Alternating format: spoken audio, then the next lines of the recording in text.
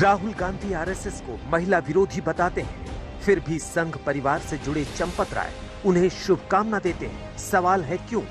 वो सिया राम जय श्री राम तो कर ही नहीं सकते क्योंकि उनके संगठन में एक महिला नहीं है। मैं राष्ट्रीय स्वयंसेवक संघ का कार्यकर्ता हूँ। संघ में किसी ने आलोचना की है क्या? एक नौजवान देश का भ्रमण कर रहा है, देश को समझ रहा है, ये प्रशंसा की बात है। राहुल गांधी आरएसएस को राम की भावना के खिलाफ बताते हैं, फिर भी श्री राम जन्मभूमि न्यास के महासचिव उनकी प्रशंसा करते हैं। सवाल है क्यों? कि बीजेपी के लोग जय श्री राम करते हैं मगर कभी जय श्री राम और हे राम क्यों नहीं करते? जो उनकी भावना थी, जो उनका जीने का तरीका है, उसको आरएसएस के लोग और बीजेपी के लोग नहीं अपनाते। 50 साल का नौजवान हिंदुस्तान के 3000 किलोमीटर दूरी को पैदल चलेगा और इस मौसम में भी चलेगा, तो इसको अप्रिशिएट ही करेंगे हम तो। राहुल गांधी आरएसएस को अंग्रेजों का मददगार बताते हैं, फिर भी आरएसएस का एक बड़ा कार्यकर्ता उनकी आलोचना नहीं करता। सवाल है क्यों? अंग्रेजों ने तांत्या मामा को फांसी पे चढ़ाया मगर आरएसएस की विचारधारा ने उनकी मदद की। एक नौजवान पैदल चल रहा है देश में, प्रशंसनीय बात है, इसमें खराब बात क्या है? आलोचना किसने की?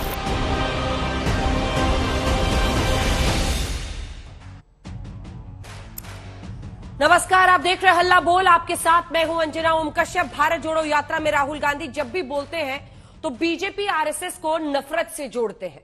आरएसएस पर अंग्रेजों की मदद का इल्जाम लगाते हैं, देश के कथित खराब माहौल का जिम्मेदार बताते हैं। लेकिन इसी राष्ट्रीय स्वयंसेवक संघ से जुड़े चंपत राय राहुल गांधी की तारीफ कर रहे हैं, भारत जोड़ो यात्रा का स्वागत करते हैं। उस मौसम में 3000 किलोमीटर पैदल चलने पर वो राहुल की प्रशंसा कर रहे हैं। सवाल यह है कि चंपत राय की इस तारीफ के मायने क्या है? राहुल गांधी के इल्जामों का जवाब उन्होंने प्रशंसा और शुभकामनाओं से क्यों दिया? हल्ला बोल में आज हम इसी के सियासी मतलब समझने की कोशिश करेंगे, लेकिन उससे पहले ये रिपोर्ट। नफरत के बाजार में मोहब्बत की दुकान खोल रहा हूं। आपका बाजार नफरत का, मेरी दुकान मोहब्बत की। राहुल गांधी के लिए मोहब्बत माने कांग्रेस और नफरत यानी आरएसएस बीजेपी। लेकिन जिस आरएसएस को राहुल गांधी हर दिन कोसते हैं, उसी आरएसएस के एक बड़े कार्यकर्ता ने उनको भारत जोड़ो यात्रा के लिए बधाई देकर आज माहौल गर्मा दिया। मैं भी धन्यवाद करूंगा। एक नौजवान पैदल चल रहा है देश में, प्रशंसनीय बात है, इसमें खराब बात क्या है? आलोचना किसने की? अभी मैं राष्ट्रीय स्वयंसेवक संघ का कार्यकर्ता हूँ। संघ में किसी ने आलोचना की है क्या? प्राइम मिनिस्टर साहब ने उनके पदयात्रा की आलोचना की है क्या? एक नौजवान देश का भ्रमण कर रहा है, देश को समझ रहा है, ये प्रशंसा की बात है। 50 साल का नौजवान हिंदुस्तान के 3000 किलोमीटर दूरी को पैदल चलेगा और इस मौसम में भी चलेगा, तो इसको अप्रिशिएट ही करेंगे हम तो। अब सवाल ये है कि चंपत राय के इस बयान का मतलब क्या है? आरएसएस को कोसने वाले राहुल गांधी को आईना दिखाया, आदर्श राजनीतिक सदाचार का उदाहरण पेश किया, राहुल को 50 साल का नौजवान कहकर तंज कसा, या फिर भारत जोड़ो यात्रा को मिल रही वाहवाही के बीच राहुल की आलोचना से बचने की कोशिश की है? राम जी का नाम लेकर के और भारत माता का नाम लेकर के कोई कुछ काम करता है, कोई भी हो, हम तो उसकी सराहना ही करेंगे और यही कहेंगे कि भगवान श्री राम उनकी बुद्धि में वही प्रेरणा दे जिससे राष्ट्र एक बना रहे। चंपत राय ने राहुल गांधी की यह तारीफ अयोध्या के मुख्य पुजारी आचार्य सत्येंद्र दास की शुभकामनाओं पर पूछे गए सवाल के जवाब में की, जिन्होंने राहुल गांधी को भारत जोड़ो यात्रा के लिए चिट्ठी लिखकर शुभकामनाएं दी थी। हमने एक शुभकामनाएं पत्र लिख दिया कि उनकी यात्रा जो है मंगलमय हो और सर्वजन हिताय सर्वजन सुखाय हो, और इसी प्रकार से हमने एक पत्र लिखा है और उनको हमने दे दिया। राहुल गांधी देश भर में नफरती माहौल के लिए लगातार बीजेपी और आरएसएस को जिम्मेदार बताते रहते हैं। राहुल कभी आरएसएस को अंग्रेजों का मददगार तो कभी भगवान की राम की भावना के खिलाफ विचारधारा बताते हैं, इसलिए आरएसएस की तरफ से उनकी तारीफ पर इतनी चर्चा हो रही है। उनके जो कार्यकर्ता हैं जो मुझसे यूं करते हैं, क्या कर रहे हो, उनके लिए जवाब, नफरत के बाजार में मोहब्बत की दुकान खोल रहा हूं। आपका बाजार नफरत का, मेरी दुकान मोहब्बत की। भारत जोड़ो यात्रा में राहुल गांधी के साथ आरबीआई के पूर्व गवर्नर रघुराम राजन, अभिनेता से नेता बने कमल हासन और जम्मू कश्मीर के पूर्व मुख्यमंत्री फारूक अब्दुल्ला भी शामिल हो चुके हैं। लेकिन इन सब में सबसे विवादित नाम रॉ के पूर्व चीफ एएस दुल्लत भी राहुल संग इस पदयात्रा में चले, जिन पर बीजेपी ने हमला किया है। भाजपा नेता अमित मालवीय ने ट्वीट कर आरोप लगाया कि पूर्व स्पाई मास्टर दुल्लत अपने काम के प्रति कभी प्रतिबद्ध नहीं थे। वे अलगाववादियों और पाकिस्तान से प्रभावित थे। मालवीय ने तंज कसते हुए कहा कि रॉ के पूर्व सचिव दुल्लत की कश्मीर संकट में यादगार भूमिका है। कश्मीर मामलों के विशेषज्ञ माने जाने वाले दुल्लत बॉलीवुड की फिल्म द कश्मीर फाइल्स को कोरा प्रचार बता चुके हैं, लेकिन वाजपेयी सरकार के साथ भी उनकी पहचान जुड़ी है। एएस दुल्लत ने रॉ से सेवानिवृत्त होने के बाद तत्कालीन प्रधानमंत्री अटल बिहारी वाजपेयी के जम्मू कश्मीर मामलों के सलाहकार के रूप में कार्य किया था। अटल बिहारी वाजपेयी के साथ जो काम करने वाला अधिकारी है, उस पर ये प्रश्न चिन्ह लगाए जा रहे हैं, ये हम स्वीकार नहीं करते हैं। अगर उनको अपनी बात में कॉन्ट्रडिक्शन नहीं दिखता, विरोधाभास नहीं दिखता, तो हम उन पर दया करते हैं। आरएसएस और राहुल गांधी की अदावत पुरानी है। राष्ट्रीय स्वयंसेवक संघ पर राहुल गांधी की विवादित टिप्पणी का विवाद अदालत में भी चल रहा है। ऐसे में आरएसएस की तरफ से राहुल गांधी की तारीफ किए जाना सभी का ध्यान खींच रही है। आज तक ब्यूरो।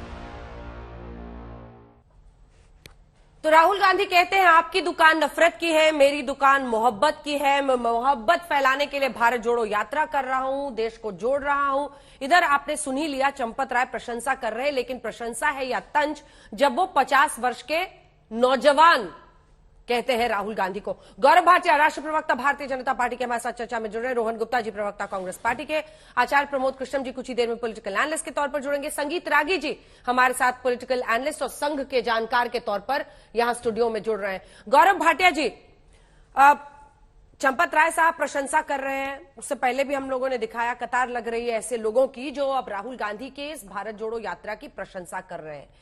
क्या बीजेपी को भी एहसास है कि उनकी छवि में एक बड़ा परिवर्तन हो रहा है इसके जरिए, और इसीलिए कभी दुल्लत को लेके कभी किसी न किसी तरीके से आप लोग अपनी बंदूकें ताने रख रहे हैं इस यात्रा पर?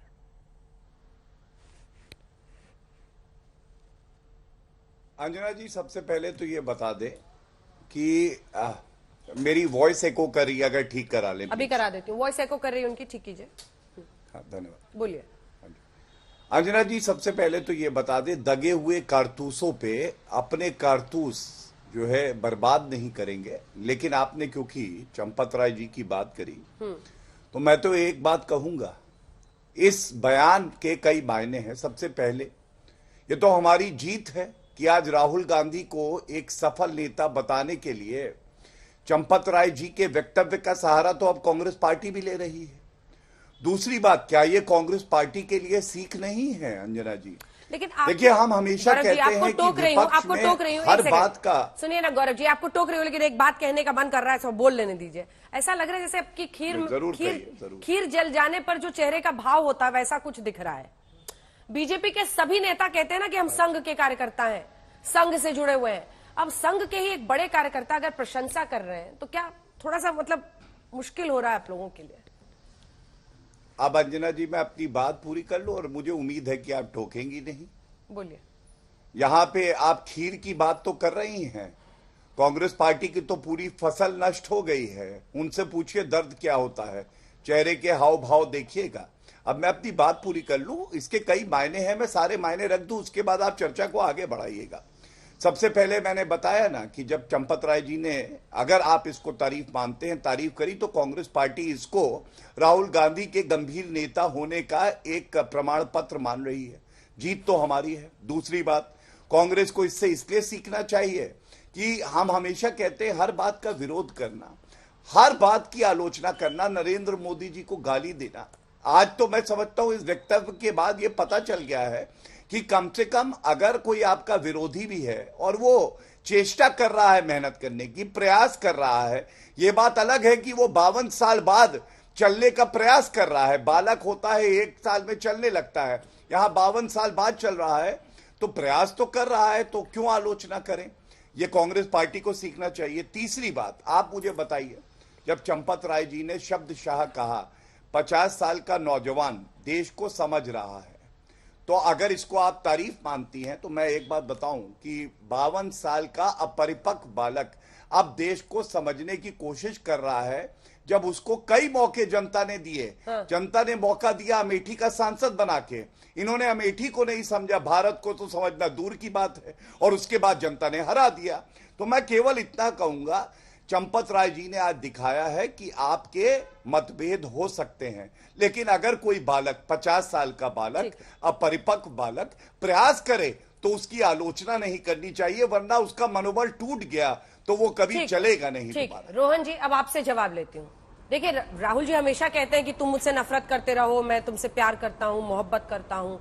संघ ने क्या ट्रंप कार्ड नहीं खेल दिया? रोज संघ पर बरसते हैं आप लोग, जहर है, नफरत है।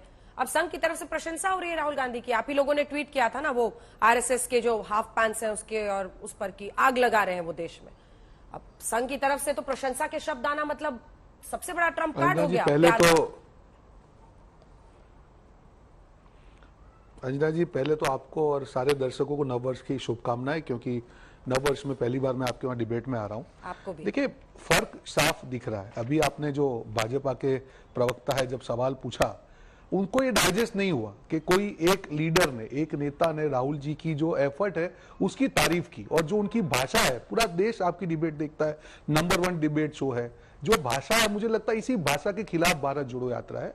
आपकी भाषा पे आपकी शालीनता होनी चाहिए। आप एक राष्ट्रीय प्रवक्ता है, दगे हुए कारतूस तो आप दिख रहे हैं कि हर रोज जो यात्रा आपको लगता है कि महत्वपूर्ण नहीं है, हर रोज आकर आपकी मजबूरी ऑडियो ब्लास्ट कर मानसिक असंतुलनता है, आपकी जो मानसिक असंतुलनता है वो देश को मत दिखाई, किसी को भी क्रिटिसाइज एक आप। और देखिए अंजना जी, इनकी विडंबना थी, उनके एक नेता की तारीफ की डिबेट में राहुल गांधी जी के लिए खराब शब्द बोलना पड़ रहा है। इससे बड़ी इनकी मजबूरी क्या हो सकती है? दूसरा यहाँ पे अंदर मुख्य मुद्दे पर आता है। आपने कहा कि तारीफ, देखिए राहुल जी की जो आरएसएस की और बीजेपी की क्रिटिसाइज भी करते हैं, मुद्दे पे क्रिटिसाइज करते हैं। उन्होंने हमेशा कहा, जब चीन की भी बात करते हैं, कि आप ईमानदारी से बात करिए, हम आपके साथ करें। पर यहाँ पे जो मुद्दा है, जो नफरत फैलाने की बात है, वो तो पूरे देश के सामने आपको सबको, हम सबको मालूम है डिवाइड एंड रूल कौन कर रहा है। और यही भारत जोड़ो यात्रा में जब शुरुआत हुई, हमने मोहन भागवत जी को भी आमंत्रण दिया था। तो यात्रा का उद्देश्य पहले से हम कह रहे हैं कि राजनीतिक नहीं होते, देश में जो नफरत की भावना है, और कहीं ना कहीं भाजपा और भाजपा के जो प्रवक्ता है, जो मेरे बाजू में बैठे, इन लोगों ने बहुत बड़ा रोल प्ले किया है। और कई नेता को अगर अच्छा लगता है कि नहीं, देश को जोड़ने की बात है, ये एक नेता अपने 3000 किलोमीटर चलना कोई मजाक की बात नहीं है। अंजना जी, बात करने से पहले उन्होंने रोज क्रिटिसाइज किया, टी शर्ट पे चले गए, जूते पे चले गए। अब मजबूरी अब करें, यहाँ दुकान बंद होती है। राहुल जी ने प्रेस कॉन्फ्रेंस की, एक भी ये जो यहाँ पे जो दगे हुए प्रेस कॉन्फ्रेंस की, एक भी ये जो यहाँ पे जो दगे हुए कारतूस बैठे हुए, किसी की हिम्मत नहीं प्रेस करने की। मुद्दा यहाँ पे हमको मुद्दे पे बात करनी चाहिए, व्यक्ति पे बात नहीं करनी चाहिए। हमारा मुद्दा उसके खिलाफ है, हम किसी व्यक्ति के खिलाफ नहीं। और यहाँ पे जो प्रवक्ता बैठते हैं, वो व्यक्ति के बारे में जब पूरा बोलते हैं, तब आपके जो करोड़ों दर्शक देखते हैं, उनके दिमाग में होता है कि ऐसी मानसिकता के लोग, क्या लगता है कि आपको राष्ट्रीय प्रवक्ता होने चाहिए? मुद्दा यहाँ पे हम स्वागत करते हैं, उन्होंने तारीफ की है, और यही जोड़ने की जो राजनीति है, हम वेलकम करते हैं कि आगे भाजपा और आरएसएस भी देश को तोड़ने का आप राजनीति कीजिए, अपने मुद्दे पे बात कीजिए। आपकी 7 साल का शासन है, उससे बात कीजिए, लेकिन विफलताओं पे बात कीजिए, कांग्रेस की खराब चीजों पे बात कीजिए, पर मुद्दे पे बात कीजिए। मुद्दों को बढ़ना से देश को तोड़ने का काम करके अपनी राजनीतिक रोटी फेंकने की जो भाजपा की और उनके नेताओं की जो प्रवृत्ति है, हमारा लोग उसके काम। ठीक है, गौरव जी कुछ बड़े गुस्से में बोल रहे थे आप, आवाज आई नहीं, इन्होंने डाउन किया हुआ था, क्या कह रहे हैं? नहीं अंजना जी, नाराजगी की कोई बात नहीं है। मैं रोहन जी की बात को सुन नहीं पा रहा था। मैं चाह रहा था ऑडियो क्लियर हो तो एक अच्छी चर्चा हो पाएगी।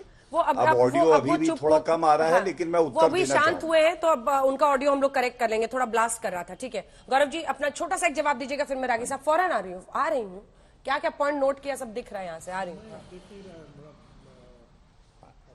देखिए अंजना जी, मैं केवल इतना ही कहूंगा कि राहुल गांधी कहते हैं कि नफरत के बाजार में मोहब्बत की दुकान खोलता हूं।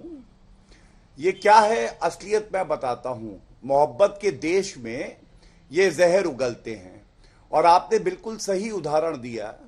जिसकी निक्कर में ये आग लगा रहे थे, उसी आग का सहारा लेके जो बुझता हुआ दिया है, जो बुझ चुका है, उसमें रोशनी दे दी आज इस वक्तव्य से। यह दिखाता है कि सही मायने में क्या आदर्श रास्ता होता है एक व्यक्ति के लिए जब वो देश से मोहब्बत करता है। लेकिन मैं एक बड़ी बात आपके चैनल पे उठाना चाहता हूं। हम हमेशा कहते हैं भारत जुड़ा हुआ है, अखंड है, तो आप जोड़ किसे रहे हैं? कांग्रेस पार्टी टूट रही है, उसको जोड़िए। फारूक अब्दुल्ला ये दिखाई दिए है, देखिए ये तस्वीर है, फारूक अब्दुल्ला गले लग रहे हैं और राहुल गांधी और प्रियंका वाड्रा दिखाई दे रहे हैं। अब मैं आपको एक तस्वीर और दिखाता हूं, ये वही फारूक अब्दुल्ला है। देखिए यासीन मलिक के कंधे पे कैसे हाथ रखे हुए हैं। अब समानता देखिए, ये पिक्चर देखिए, ये है। एक मिनट अंजना जी, एक मिनट रुक जाइए, कोई बात नहीं, मैं अपनी बात पूरी कर लूं, कोई बात नहीं। देखिए फारूक अब्दुल्ला वहां पे यासीन मलिक के कंधे पे कह रहे बेटा चिंता ना करना, और यहां मनमोहन सिंह जी कह रहे हैं आओ काजू पिस्ता बादाम खिलाऊं, कश्मीर की नीति बनाएंगे। आप मुझे बताइए, रोहन गुप्ता से ये सवाल पूछिएगा, क्या फारूक अब्दुल्ला जो ये कहते हैं कि चीन की मदद से अनुच्छेद 370 को बहाल कर देंगे, उनका इस यात्रा में आना किस बात का प्रमाण है? जो कहते हैं कि पाकिस्तान से बातचीत करो, वो फारूक अब्दुल्ला राहुल गांधी के गले लग रहे हैं। जो कहते हैं पत्थरबाज देश के लिए लड़ रहे हैं, वो फारूक अब्दुल्ला आज जो है साथ खड़े हुए हैं। मैं केवल ये पूछना चाहता हूं, आप बताइए क्यों ऐसा है कि यासीन मलिक जैसे लोगों को मनमोहन सिंह जी भी रोहन जी को बड़ा दिखाइए भाई, वो भी कुछ दिखा रहे हैं, और आज फारूक अब्दुल्ला भी उनके साथ हैं। तो मैं केवल इतना कहूंगा, ये भारत तोड़ो यात्रा नफरत की यात्रा है। इसमें कभी निक्कर में आग लगाते हैं, कभी रिजिल मकुट्टी जो गाय काटता है वो दिखाई देता है, जॉर्ज पुनैया जो भारत माता को कहते हैं कि ये गंदी कर देगी मेरे चरणों को अगर मैं छू लूंगा, वो दिखाई देते हैं। अब आप बताइए ऐसी यात्रा का क्या निष्कर्ष निकलेगा? आपके मोबाइल का डिस्प्ले ही बंद हो गया है सर। चलिए आप इसके बाद बोलेगा, रागी जी को बोलने देते हैं। रागी जी, राहुल गांधी के दिमाग ये की तरह है, देख लीजिए वापस। अच्छा दिखा दीजिए एक बार फुल स्क्रीन दिखा दीजिए। हाँ एक बार फुल स्क्रीन दिखा दीजिए, क्या दिखा? देखिए मैं आपको कुछ दिखाना चाहूंगा, एक बार बड़ा क्या दिखा दोगे? हाँ देखिए, ये है वाजपेयी जी और फारूक अब्दुल्ला जी हाथ खड़े करके। गौरव भाटिया जी, शायद ये आपकी ही पार्टी के पूर्व प्रधानमंत्री जी हैं, आपको दिख रहे हैं? आप तो उनके दूसरी बता रहे हैं, मैं तो आपको पूरी फोटो दिखा रहा हूं। और यही फारूक अब्दुल्ला जी यहाँ पे वाजपेयी जी के साथ क्या कर रहे हैं, आप जवाब दीजिए। यही वाजपेयी जी के साथ जिस ऑफिसर ने काम किया, सुन लीजिए ना, वाजपेयी जी नहीं है क्या? वाजपेयी जी आपकी पार्टी में नहीं थे क्या? अब बोल दीजिए पार्टी को, आप बता दीजिए कि ये भाजपा नहीं था, बता दीजिए, थोड़ा तो शर्म कीजिए। अरे आप यात्रा पे लेंस लेके बैठिए, पर आप ऐसी चीजों को तो मत करिए।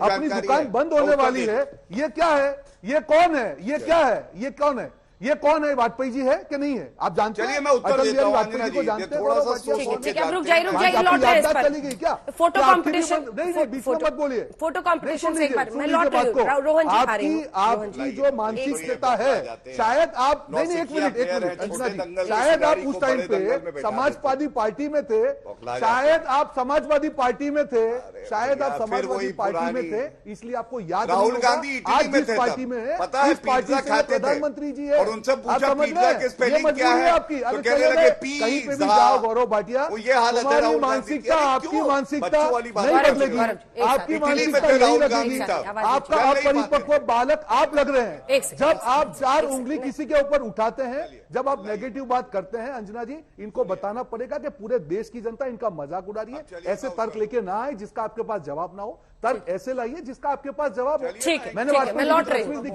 संगीत रागी जी, क्या है ये? संघ का हृदय परिवर्तन है? एक सेकंड, मैं लौट रही हूँ। संघ का हृदय परिवर्तन है या स्ट्रैटेजी परिवर्तन है? राहुल गांधी की भारत जोड़ो यात्रा की प्रशंसा कर रहे हैं चंपत राय, इसका अर्थ यह है कि इसका महत्व संघ भी समझ रहा है? देखिए, संघ कभी भी किसी भी पार्टी को लेकर के आप देखिएगा, कभी भी ओछी टिप्पणी नहीं करता है। तो राहुल गांधी यदि भारत भ्रमण कर रहे हैं और भारत जोड़ने की कोशिश कर रहे हैं, उनको लगता है कि भारत खंडित है और जोड़ने का प्रयास कर रहे हैं, तो ये उनकी समझ है भारत के बारे में। संघ उस पर टिप्पणी नहीं कर रहा है। बस तो चंपत राय जी कर रहे हैं ना। देखिए, चंपत राय जी की भाषा को यदि देखिए तो 3 हिस्सों में तोड़िए उसको। एक, राहुल जी यंग हैं, दूसरा सर्दी में, और तीसरा पैदल घूम रहे हैं। ये प्रक्षिप्त व्यंग की भाषा होती है। देखिए, एवरेज एज ऑफ इंडिया क्या है?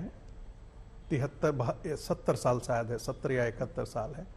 अब 71 साल में कोई आदमी, ये तो रोज के रोज जो है वो गौरव भाटिया उनको नौजवान बालक बोलते रहते हैं, लेकिन राहुल गांधी की उम्र 52 साल की हो चुकी है। यदि 52 साल और 72 साल में आप देने तो एवरेज एज से यदि आप कंपेयर करेंगे तो वो चौथेपन की तरफ है।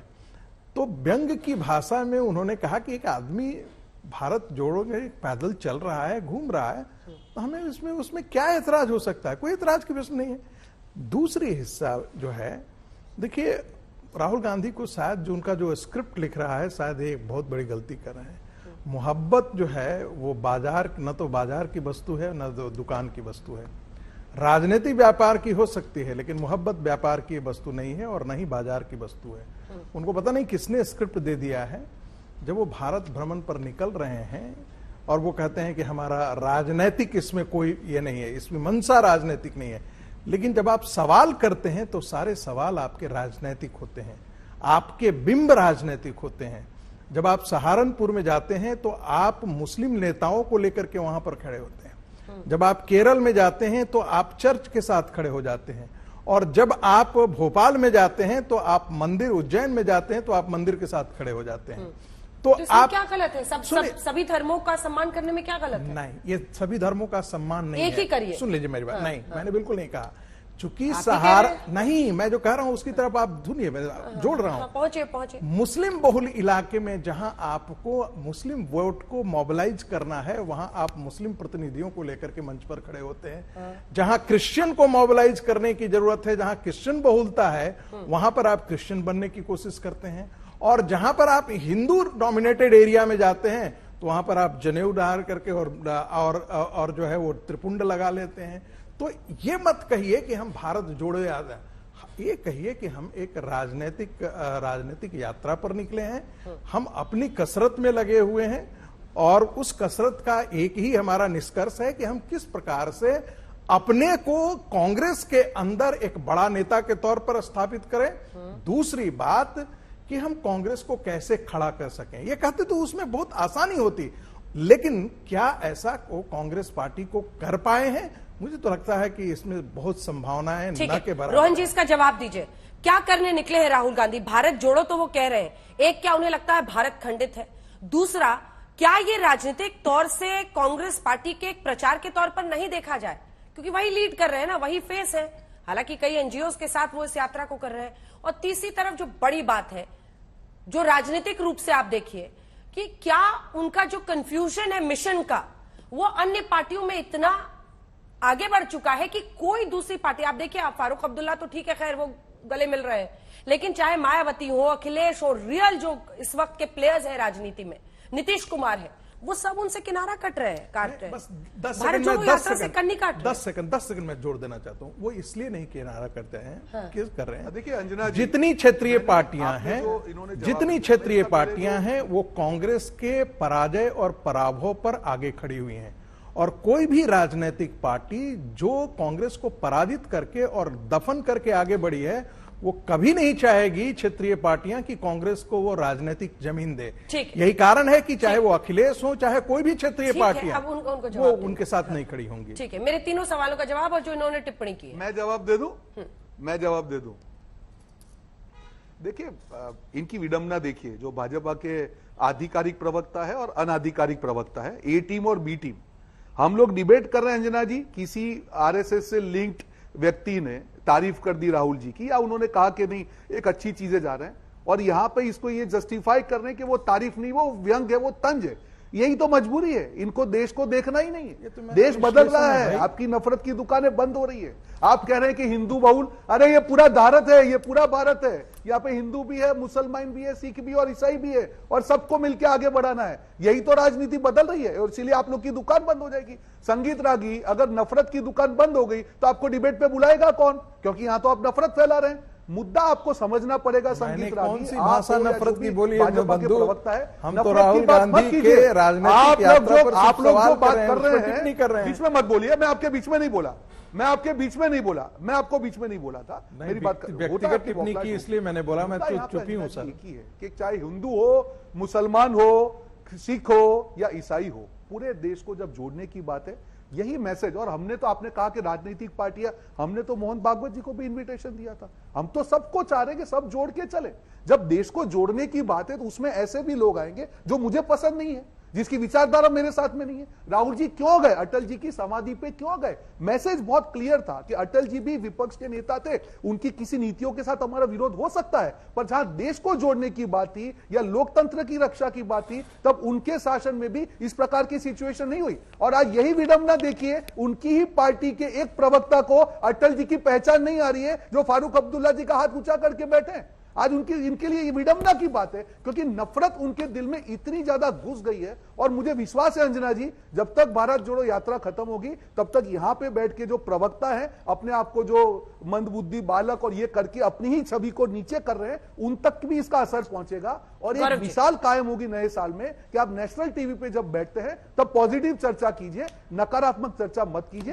पूरा देश, ये जोक नहीं है, ये कॉमेडी सर्कस नहीं चल रहा है, ये एक ऐसा शो है जिसको पूरा देश देखता है। यहां पे आप मुद्दों की बात कीजिए और सामने काउंटर लीजिए। अगर चर्चा ठीक होगी, देश को भी फायदा होगा और आपको भी फायदा होगा। ठीक है, ये सवाल मैं पूछती हूं आपसे गौरव भाटिया जी सीधा, कि क्या राहुल गांधी के तौर तरीकों की निंदा बिना उन्हें अपरिपक्व बालक बोले नहीं किया जा सकता है?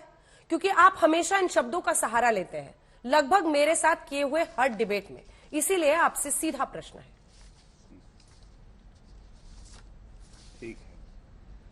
अंजना जी, सबसे पहले तो मैं एक बात कह दूं, इन्होंने कहा राष्ट्रीय मंच पे कोई प्रवक्ता आए और वो कहे कि अपरिपक्व बालक हैं, तो ये गलत है। तो मैं इतना ही कहूंगा, राष्ट्रीय राजनीति में कोई पार्टी का अध्यक्ष होके और बड़े पदों पे रह के कहे देश का चुना हुआ प्रधानमंत्री चोर है, चौकीदार चोर है, ये कितना सही है? कोई कहे खून की दलाली, ये कितना ठीक है? ये जो सांसद है, ये विदेशी धरती पे जाके भारत को बदनाम करे, ये कितना परिपक्व है, ये बताइएगा। उससे कोई गरीबी पे सवाल करे और वो कह दे कि गरीबी एक मानसिकता है और कुछ नहीं है, ये कितना परिपक्व है। कोई पूछे कि बताओ वंशवाद की उपज हो तुम, वो कहे भारत में वंशवाद से ही देश चलता है, योग्यता से नहीं, ये कितना परिपक्व है, आप मुझे बताइए। और जब हम पूछे उससे कि भाई भारत को अखंड रखने के लिए, जोड़ने के लिए ही तो तुम ये यात्रा कर रहे हो, तो ये बताओ कि 1,35,00,000 ये घूस क्यों ली चीन से? तो क्या उत्तर नहीं मिलना चाहिए? MOU साइन करते हो, हम कहते हैं सार्वजनिक कर दो, क्या उत्तर नहीं मिलना चाहिए? ये किस तरह की परिपक्वता है कि हम शांत रहेंगे? अब मैं एक बात और फारूक अब्दुल्ला पे भी उत्तर दे देता हूं। मैंने सवाल क्यों उठाए? मैंने सवाल इसलिए उठाए कि अगर आप भारत जोड़ो यात्रा की बात करते हैं तो फारूक अब्दुल्ला वहां क्या कर रहे हैं? कश्मीरी पंडितों का नरसंहार हुआ, मुख्यमंत्री कौन था? फारूक अब्दुल्ला थे। और इन्होंने श्रद्धेय अटल बिहारी वाजपेयी जी की बात करी। मैं आपको बता दूं कि जो बयान मैंने आपको बताए, और मैं एक बार दोहरा देता हूं, 11 अक्टूबर 2020 चीन की मदद से 370 बहाल कराएंगे। फारूक अब्दुल्ला हमारे साथ नहीं थे, वो भाजपा के साथ नहीं थे। 5 अप्रैल 2017 पत्थरबाज देश के लिए लड़ रहे हैं, हमारे साथ नहीं थे भाई साहब, ये आप जानिए। जब तक वो हमारे साथ थे उन्होंने कभी ऐसा बयान नहीं दिया, और अगर देते तो वो भारतीय जनता पार्टी के साथ ना होते। अब एक बड़ी बात कर लेते हैं, उत्तर प्रदेश में भारत जोड़ो यात्रा जाती है। आप मुझे बताइए अंजना जी, कोविड के संकट में क्या सोनिया गांधी या राहुल गांधी, जो अमेठी से अभी तक सांसद रहे, गए थे अमेठी? रायबरेली कितनी बार गई हैं पिछले 3.5 साल में सोनिया गांधी? और मैं पूछना चाहता हूं, क्या यह सत्य बात नहीं है? 80 लोकसभा की कॉन्स्टिट्यूएंसी आती हैं, कितने दिन बिता रहे हैं राहुल गांधी वहां पे, और नतीजा क्या है ये भी जान लीजिए। 2017 में 7 सीटों पर सिमट गई थी। यूपी के लड़के याद है, पंचर साइकिल पे यही हाथ आया था, जनता ने नकारा। 2022 में 2 सीटें मिली, 2014 के लोकसभा में 2 सीटें आई, 2019 में 1 हो गई। कहने का तात्पर्य केवल इतना है, प्रियंका वाड्रा गांधी जब ये कहती है ना मेरा भाई बिकता नहीं है, और 50 लाख की रिश्वत जाकिर नायक फाउंडेशन से लेती हैं, 1,35,00,000 चीन से लेती हैं, राणा कपूर की अपने पिताजी की पेंटिंग 2 करोड़ में बेच देती हैं, तो रिश्वत तो लेती है गांधी परिवार, बिकता भी है, लेकिन दाम सही लगा दे व्यक्ति तो बिकता है। ठीक है, इसी भारत जोड़ो में उत्तर प्रदेश वाले फेज की शुरुआत में प्रियंका गांधी ने ये कहा था, मेरे भाई को खरीद नहीं पाए, उसी पर उनका सीधा आरोप है। रोहन जी, आपका जवाब इस पर। मैं एक चीज बताएं, कोई खरीदने के लायक वस्तु तब तो राहुल गांधी को खरीदा जाए। नए साल में लायबिलिटी को कोई थोड़ा खरीदा न के, तो मुझे नहीं लगता है, क्योंकि इनको लॉन्ग टर्म ट्रीटमेंट की जरूरत है, क्योंकि इनके मानसिकता पे जो असर हुआ है बहुत ज्यादा है। मैं उसमें नहीं पढ़ना चाहूंगा, खैर उनकी चॉइस है, वो आप भी वही रोहन जी वहीं पे जा रहे हैं। मैं बीच में नहीं बोला था, मैं बीच में नहीं बोला था, ये मानसिक संतुलन बिगड़ा हुआ नहीं बोला था, मैं बीच में नहीं बोला था, राहुल गांधी इनसे बड़े वाले हैं। जब आप इस तरह की टिप्पणी को यहाँ पे स्वीकार करती है तो हम बिल्कुल जवाब देंगे।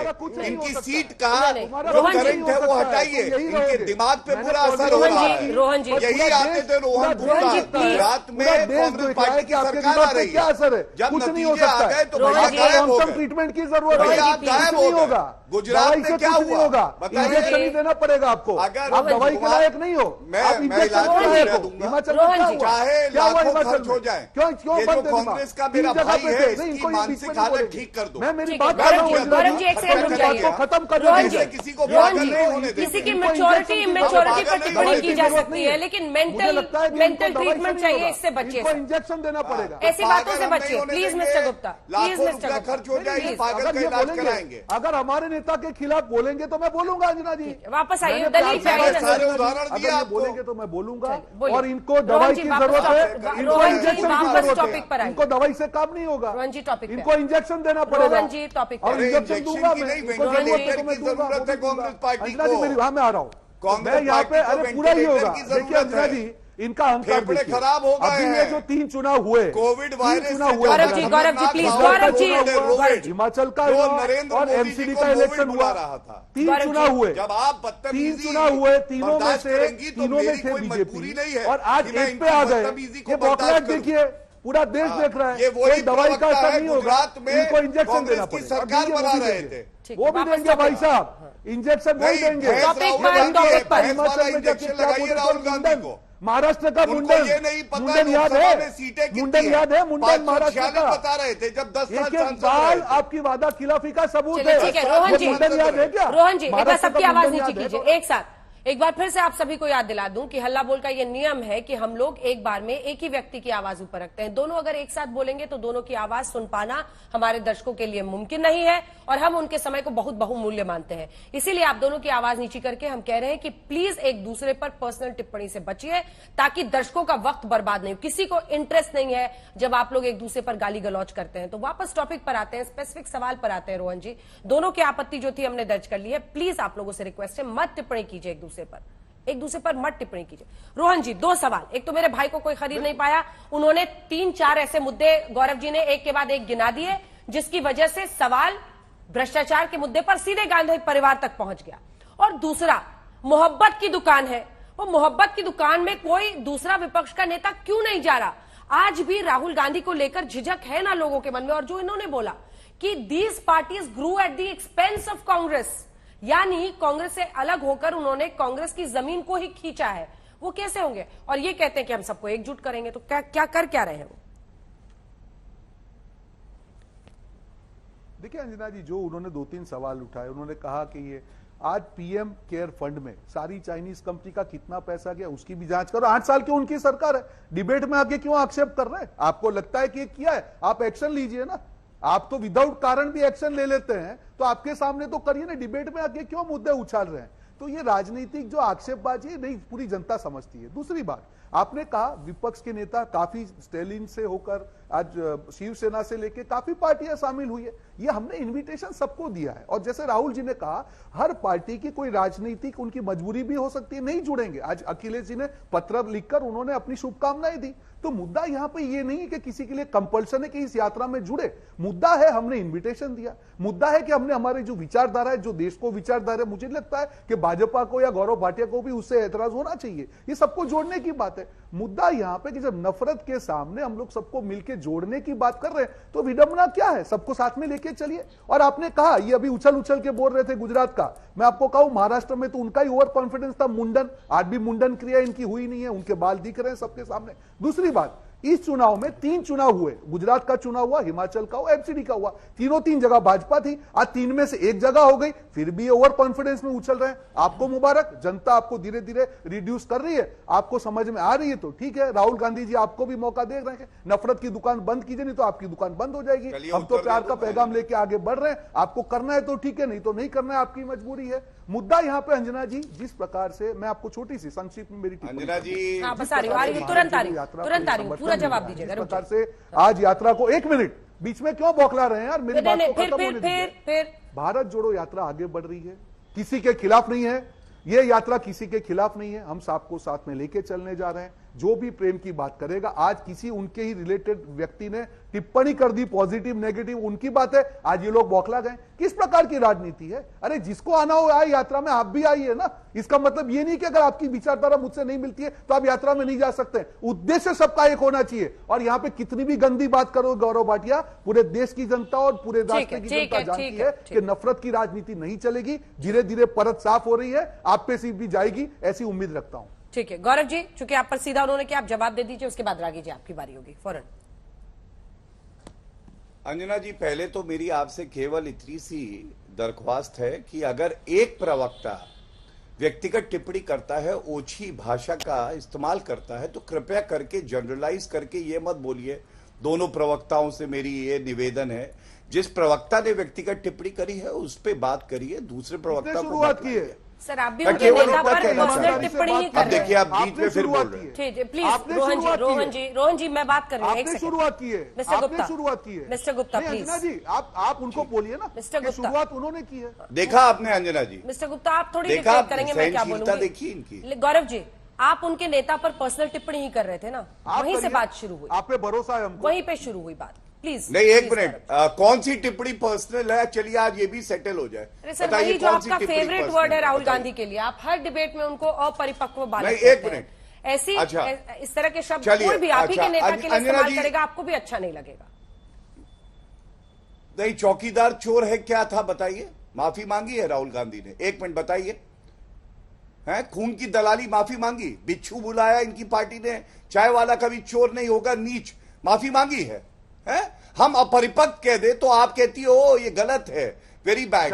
और वो खुद भी बुलाए देश के प्रधानमंत्री को, वो ठीक है। याद है आपसे बात नहीं हो रही अंजना जी, आप बात करिए। बात कर रहे हैं आप, प्लीज आप अपनी प्रतिष्ठा को डाउन मत कीजिए। रोहन जी देखिए, आप जब बोल रहे थे तो हमने बीच में आपको बोलने दिया पूरा। 1 सेकंड रोहन जी, आपको पूरा बोलने दिया हमने, फिर वो रुके और अपनी बारी में बोल रहे हैं, अब उनको बोलने दीजिए। वापस इश्यू पर आते हैं गौरव जी प्लीज।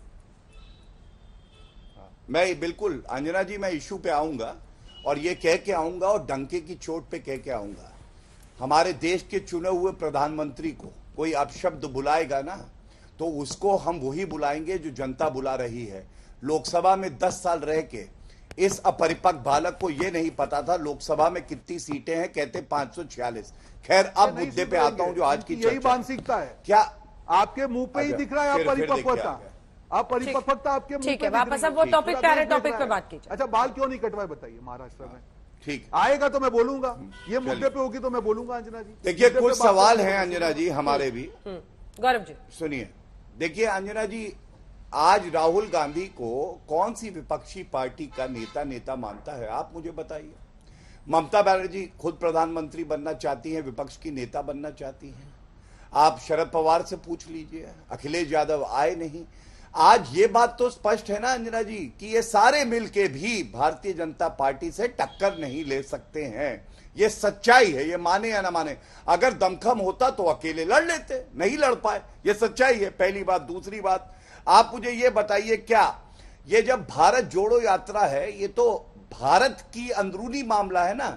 इसमें एक मौलाना आता है जो बाहर से आता है, वो कैसे कहता है कि भारत में नफरत है? मैं आपत्ति दर्ज करता हूं।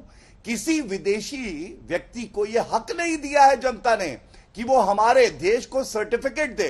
आज इन्होंने मौलाना ओसामा को बुलाया है, अगर ओसामा बिन लादेन जिंदा होता उसको भी बुलाते। मैं घोर आपत्ति दर्ज करता हूं, हमारे अंदरूनी मामले में कोई भी विदेशी व्यक्ति आए और ये कहे कि भारत में नफरत है, क्योंकि भारत में केवल मोहब्बत है, भारत में एकजुटता है, भारत में पराक्रम है, भारत में प्रतिष्ठा है।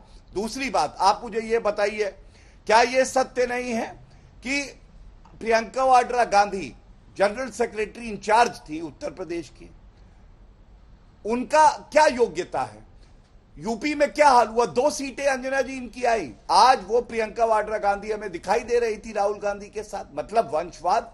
और यही बात हम बार बार कहते आए हैं, प्रधानमंत्री जी ने भी कही है कि भारत में योग्यता की पहचान होगी, निष्ठा की होगी। ये लोग वंशवाद आगे बढ़ाना चाहते हैं, वरना जिस नेत्री के नेतृत्व में 2 सीटें आई हों, वो भारत जोड़ो यात्रा में सारा प्रबंधन करके नेतृत्व दिखा रही है, ये भी बड़ा चिंताजनक है। चौथी बात, आरएसएस का तो दिल बड़ा है ना। प्रणब मुखर्जी जी याद है, प्रणब मुखर्जी जी को आरएसएस हेडक्वार्टर में बुलाया था, वार्ता करेंगे। ठीक है, हमारे विचार नहीं मिलते तो क्या, हम वार्ता करेंगे। किसने प्रणब मुखर्जी जी की बुराई करी थी? जितने कांग्रेस के बड़े नेता थे सब प्रणब मुखर्जी जी को गाली देने लग गए। क्यों गाली देने लग गए? क्योंकि उनने जो न्योता आया था आरएसएस हेडक्वार्टर से उसको स्वीकार किया। ये तो ये दिखाता है कि भारतीय जनता पार्टी हो, आरएसएस हो, हम संवाद में विश्वास करते हैं और ये लोग विश्वास करते हैं नफरत फैलाने। ठीक है रागी साहब, नीतीश कुमार ने दूरी बना ली है, मतलब संजय राउत प्रधानमंत्री के उम्मीदवार तक कहते हैं कि राहुल गांधी को बनाना चाहिए, लेकिन अगर उत्तर भारत हिंदी पट्टी में इस तरह से तमाम पार्टियां छिटकती रहें तो 24 के लिए इस भारत जोड़ो यात्रा का क्या मतलब रह जाता है? देखिए, भारत जोड़ो यात्रा कांग्रेस की अपनी कवायद है और खासकर से राहुल गांधी की कवायद है।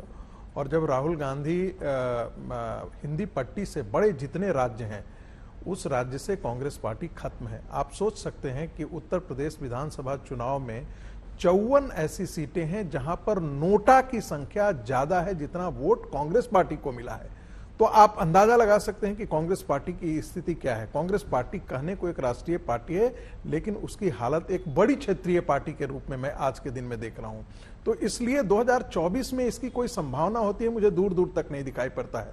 दूसरी बात, राहुल गांधी जितना कह लें या कांग्रेस पार्टी जितना कह लें कि हम विचारधारा, जो नरेंद्र मोदी को बोटी बोटी काटने के लिए कहता है उस इमरान मसूद को आप ला करके आप पार्टी के पोजीशन देते हैं और उससे आप उसे इलेक्शन इंचार्ज बनाते हैं उत्तर प्रदेश में, और आप फिर भी कहते हैं कि हम विचारधारा की बात करते हैं। कमलनाथ भोपाल के अंदर जो है वो मुस्लिमों के बीच में जाकर के कहते हैं कि आप 90% से ज्यादा बाहर नहीं निकलते हैं तो हम हार जाएंगे, इसलिए आपका जितना निकलना है, फिर भी आप कहते हैं कि हम बड़ा सेकुलर विचारधारा की बात करते हैं। आपके लिए बैप्टिस्ट चर्च जो है वो लेटर जारी करता है क्रिश्चियनों के बीच में कि आप खुलकर के कांग्रेस पार्टी का समर्थन कर रहे हैं, क्योंकि बैप्टिस्ट और रोम का क्या संबंध है ये सारे इस देश को पता है।